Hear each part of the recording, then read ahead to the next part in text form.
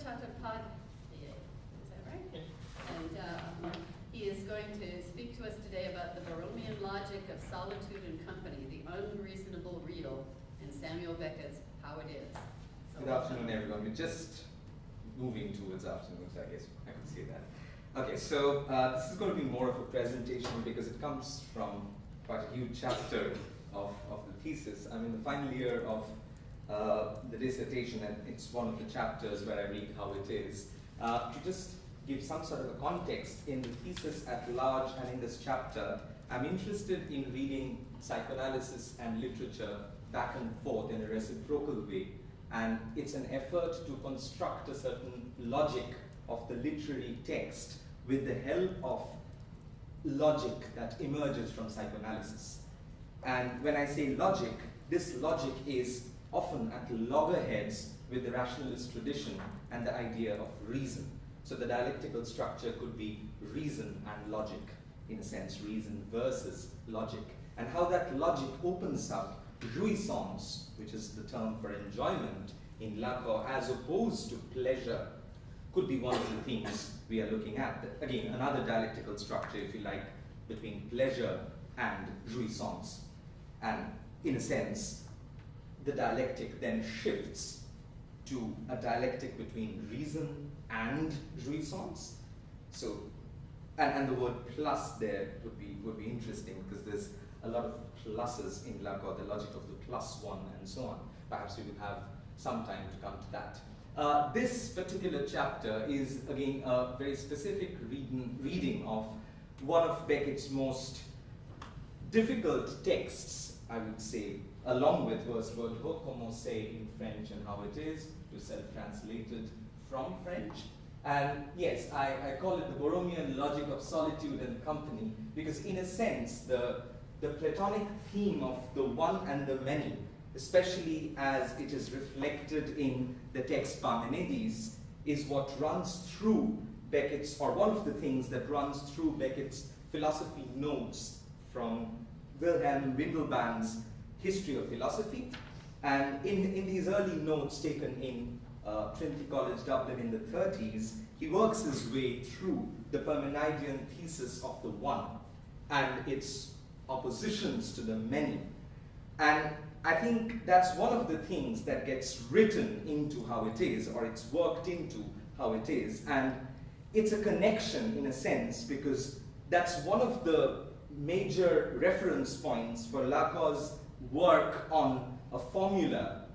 Lacan always has these notorious formulas that would eventually, again, get written as il y a de l'un, or there is something of the one, which is then, in a sense, juxtaposed with the other more notorious formula, il n'y a pas de rapport sexuel, there is no such thing as a sexual rapport, which I'm not going to go into in this particular reading. So in a sense, I'm looking at the Borromean logic, which is the logic of the real that emerges from the later teachings of Lacan, primarily seminars from seminar 17 onwards till Topology and Time, but more specifically from seminar 17 to 25, if you like. And the logic of the real as something which is unspeakable, an effect of language more than a mythical origin of language. The logic of the real is a logic of non-relation. It's a logic of double negation. It's a logic of the not all, as Lacan would say, part two, perhaps. And in this sense, the Borromean not, and we would look into the Borromean not, is evocative of this logic which can make solitude and company coexist. And I think that's precisely what Beckett is doing in a text like How It Is, making solitude and company coexist in a sense. Just to give a very brief summary of How It Is, and to be precise, I'll read this portion out. In the first part of How It Is, a wholly unpunctuated triptych, the narrator crawls his way through an inordinate dark mud as he travels towards Pym with a sack which contains tinned food. The second part offers a slice of their life in common, where the narrator torments him by putting his tin opener into Pym's arse pestling him in the kidney, and perhaps most importantly, writing with his nail on Pym's back in Roman capitals. And these portions of the text are in Roman capitals. This is a crucial point we'll come back to at the end perhaps. Beckett uses capitalized phrases in his text to give selections from what is written on the body, and that's the capitalization of the phrase. The third and final part shows the narrator as an abandon, that's the word in the text, after Pym leaves him. Fixed immobile in the mud, he constructs an infinite series of crawlers in the mud where everyone executes and receives the same torment and has the same tormentor and the same victim for life. And in the third part of the novel, Beckett calls this justice. He calls this a system in the mud, and in this system there's justice in terms of a certain kind of reciprocity, in the sense that every tormentor gets a victim, but every victim also gets a chance to torment the other. But it's also interesting that in the logic of this series, you never get to torment your own tormentor. You get a victim, but that victim is not your tormentor. Again, perhaps I'll have some time to come back to this. The lack of closure in this series is associated with what the narrator calls justice. So in the second part of How It Is, Beckett quite tortuously works his way through numbers. There's a very interesting trope of numericization in the text as he's trying to figure out a possible figure for this series, which ends with some sort of a supposition that I would call justice without number. And the point is, for Beckett, it has to be an infinite straight line. It cannot be fixed with a number, because if it's a finite line, it will have an end and a beginning. And the moment we have a beginning and an end, we would have to have a tormentor without victim and a victim without tormentor. Because Beckett, again, in the logic of the text, if you like, is uncompromising on the point that this is not a circular formation. This is a straight line. It's a procession. He calls it a procession. At another part, he calls it a chain on the mud, but it's absolutely an infinite straight line, which would be, in a sense, the obverse of the Dantean Inferno, which is definitely at the back of this text. So, as I say, all crawlers get to play both roles, tormentor and victim, but one never victimizes one's own tormentor. Now we come to the finale of the novel, the final few pages, and that's where I'll try and sort of focus a little bit towards the end. The finale of the novel boasts of what is an apparent cancellation of this entire series. So the narrator says, all balls, and that's the expression he repeats. And it's again very interesting that the expression contains a redoubling of all in the balls.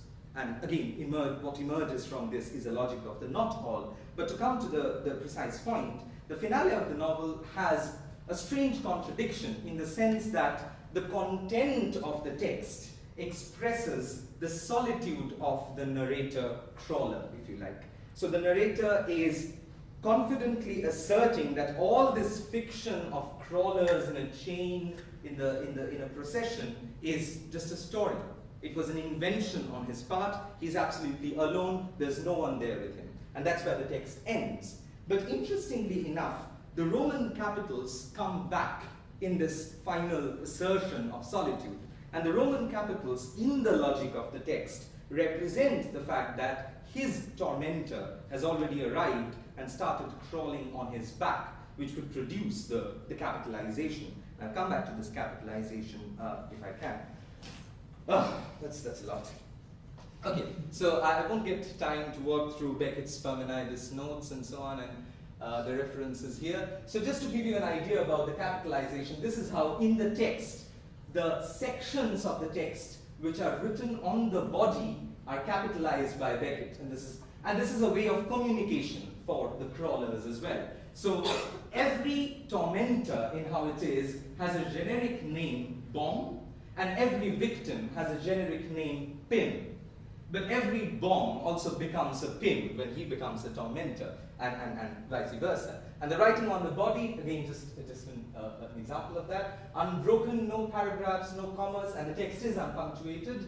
Not a second for reflection, with the nail of the index until it falls, and the worn back bleeding passing.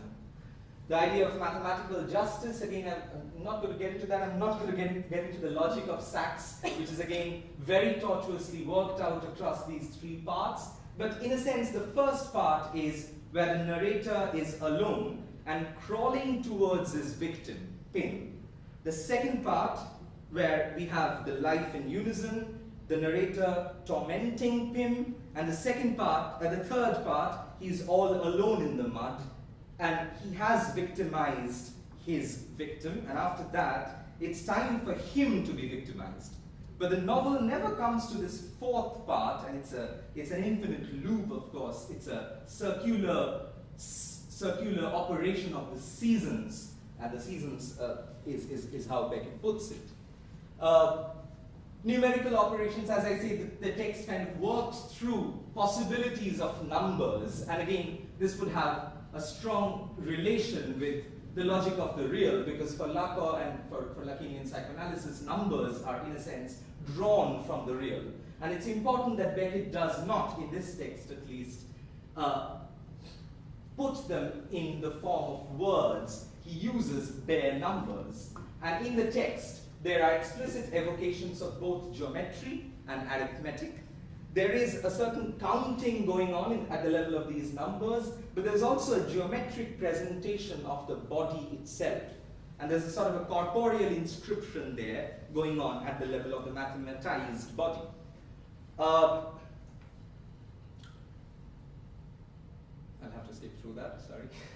There is a certain cancellation of the transcendental one, if you like, because, again, the text hypothesizes someone above in the zone of light who is looking at this procession down in the mud.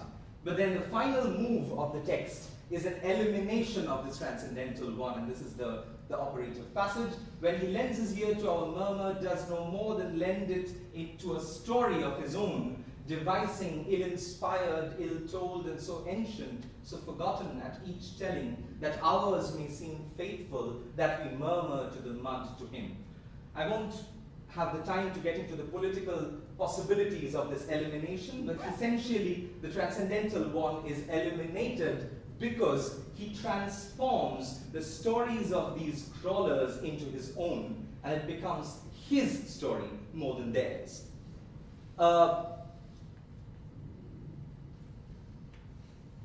Yeah, so if I may come to the psychoanalytic, the theoretical aspects of it now. For Lacan, and I'm primarily thinking of a text like Littérature, but also the way in which he mobilizes the idea of writing in his later texts, and the Borromean knot itself is a form of writing.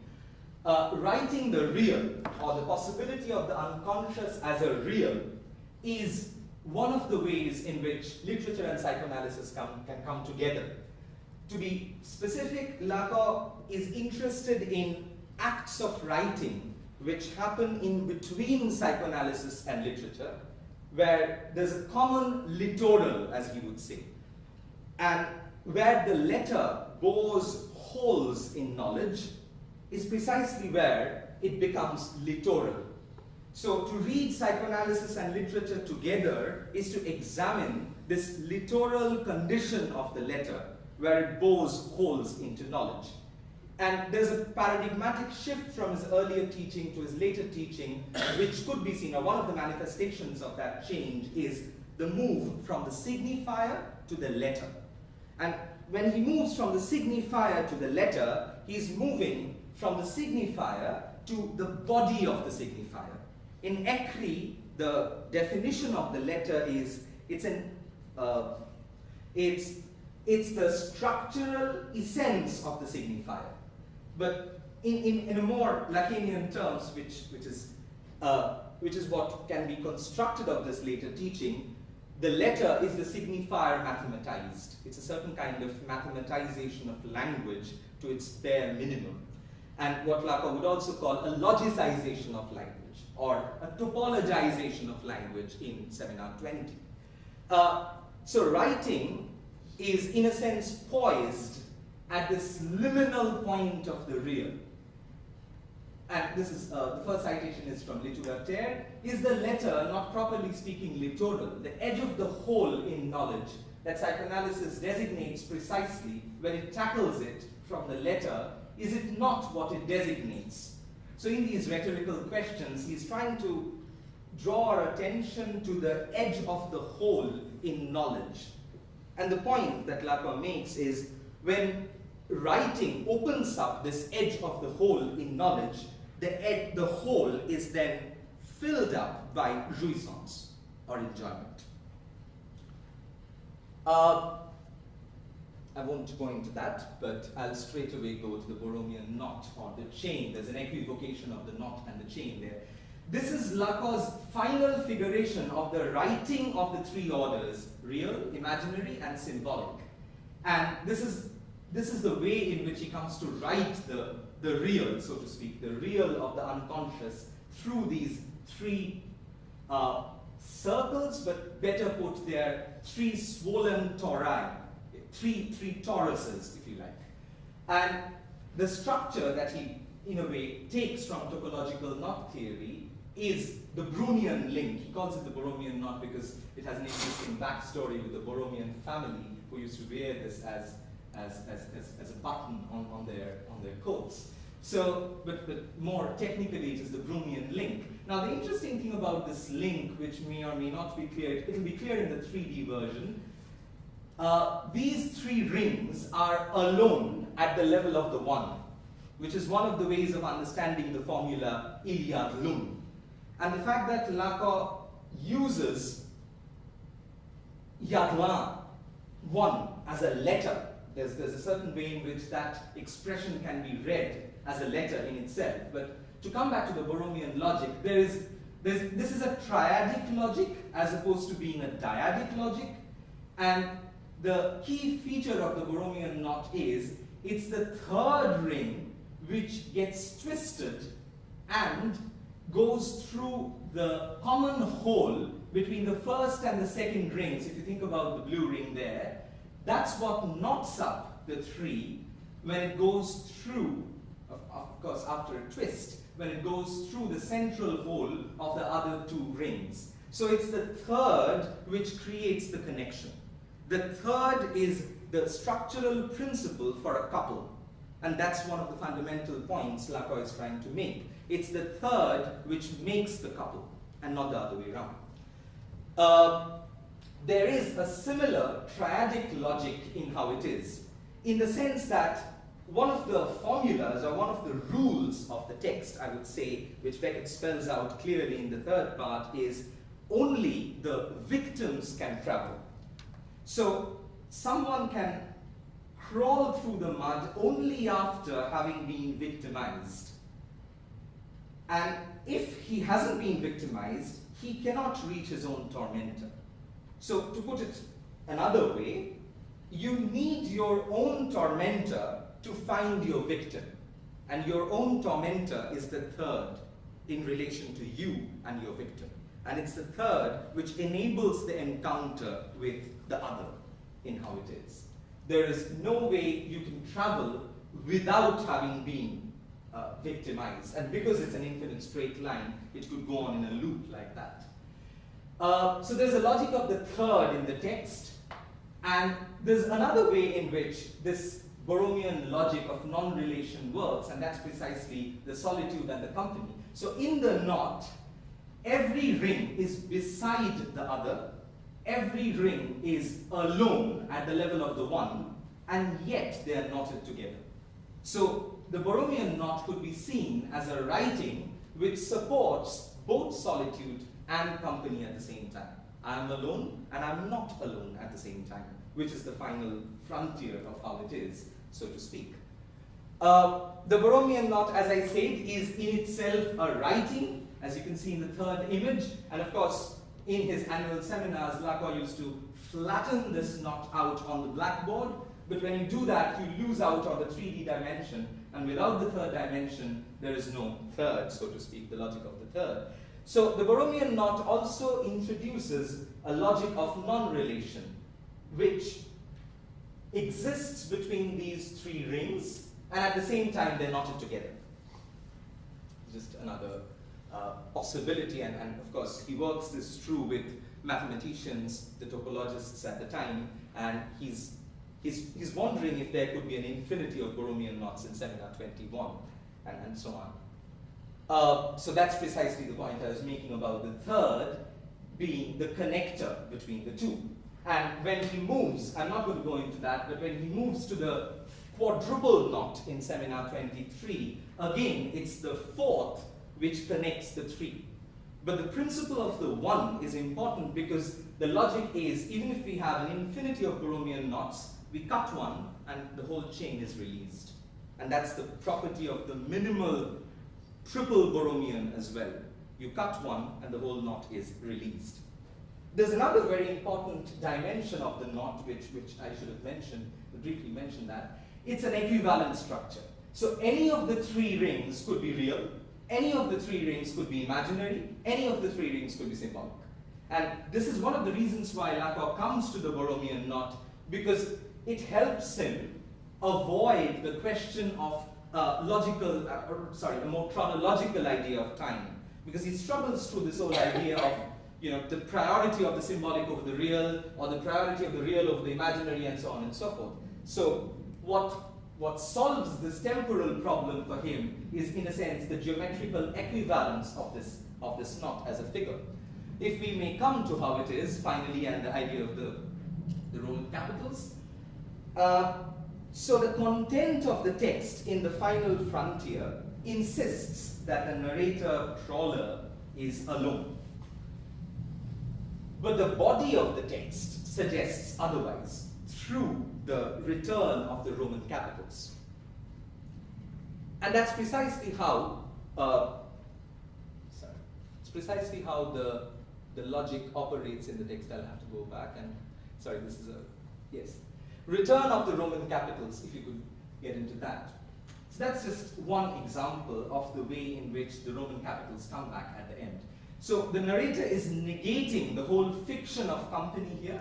Never crawled, no, in an amble, no right leg, right arm, push, pull, 10 yards, 15 yards, no, never stirred, no, never made to suffer, no, never suffered, no answer, never suffered, as you can see that's capitalized, no, never abandoned, no, never was abandoned, no, so that's life here, no answer, that's my life here, screams good.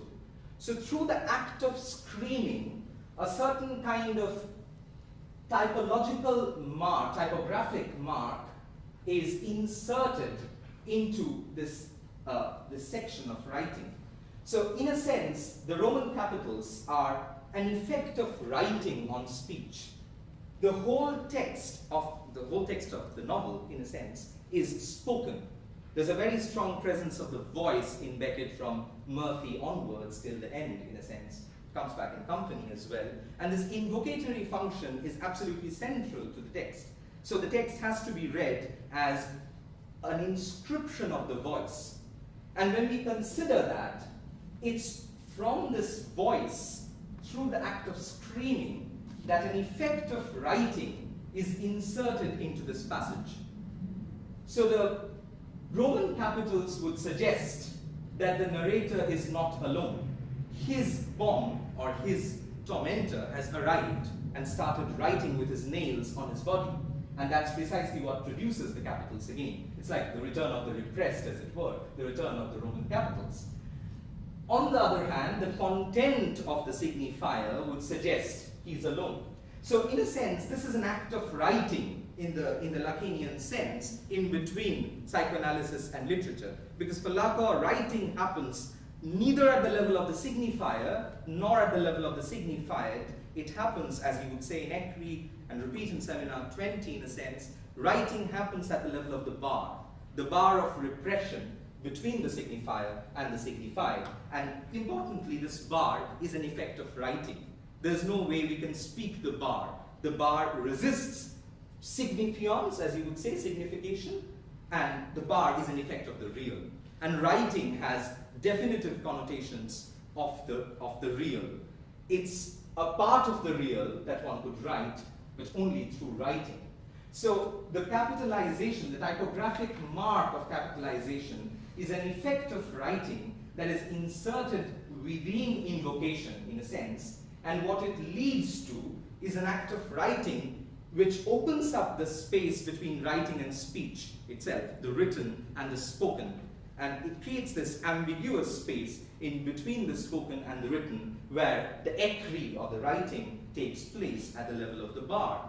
So, to put it otherwise, and perhaps and hopefully more epigrammatically, this writing makes the body of the signifier write itself against the sense of the signifier.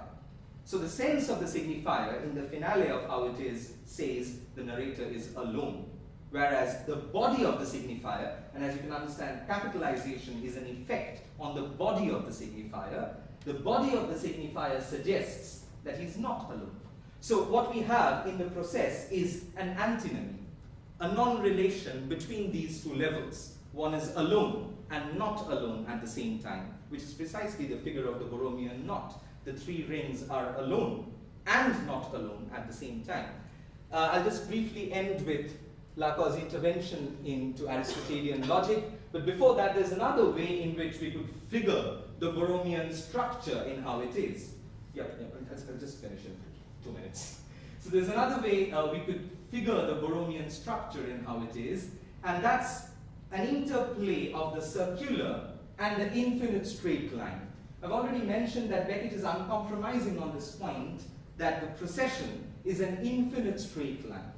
Now, if that is a certain image of the form within the book itself has a circular structure, in the sense that the three parts repeat themselves infinitely. So the form of the book is circular, and there's an image of the form within the book, which is that of an infinite straight line. And it's that infinite straight line which passes through the circle, and that's precisely the geometrical principle for a Borromean knot, an infinite straight line passing through the circle, and the image is from Seminar 23. I end with Lacan's logical square. There's no way I can talk about this in detail, maybe you could come back to this in the question time. He adds the figure of the impossible to the Aristotelian trial and makes it into a square, the possible, the contingent, and the necessary. But as you can see, he's translating them in relation to writing. So the schema is that of writing. And the impossible, which is also the figure of the real, is what doesn't stop not being written. So what we have here is a logic of double negation, but these two knots, the doesn't and the not, these two knots cannot neutralize themselves in a logical framework that Lacan is using, which is that of intuitionism. So the impossible or the real is a combination of stoppage of writing and interminability of writing. Now, if we could finally consider the precise structural position of the subject at the end of how it is precisely this combination of a termination of writing. The narrator says, I am alone, the writing on my back has stopped, but at the same time, the body of the signifier insists on an interminability of writing. So that's precisely the point where the real is written in terms of a double negation of writing in what doesn't stop not being written. Thank you very much.